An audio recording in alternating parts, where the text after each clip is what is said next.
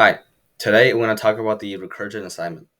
So the purpose of this assignment is to learn about recursion and how it works in a function in Python. So the goal here is to prompt user to input a number constantly and then record that number to a sum. So that inputted number will be added to that sum every time the user inputs.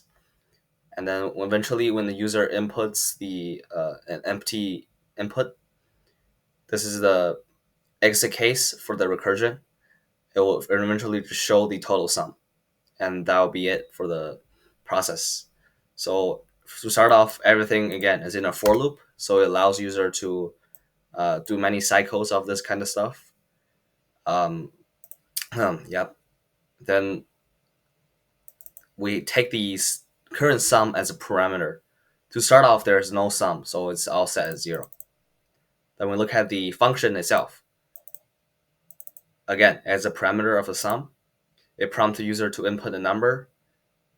User will first input a number, but this is as a string form because I want to check if it's empty. This is where the exit case is. So if it's empty, print out the sum and tell the user that a new cycle will be started, and then exit the function, exit the recursion. If it's a number, we'll check if it is convertible to a number. So we'll convert the string to a float. If it's convertible, like very good, we'll keep going. If it's not, we say it's not, and then we recurse one more time so the user can have the same value from before and won't lose it again. So if it's a number, if everything is smooth, it's a number, we'll add the number to the sum and then print it out, return recursion one more time, call it one more time, repeat this step one more time. So let's get started. Take a look. So when I'm say 10, I will say total is 10.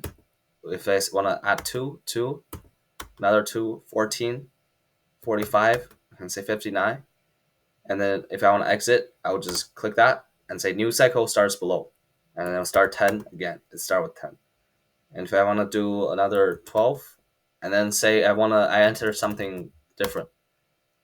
Let's say invalid input, and I can input another, let's say 10. Oh, it's still 32. It has the same value from before, and it still records that. And on exit, a new cycle will start below. And that will be it for this recursion assignment.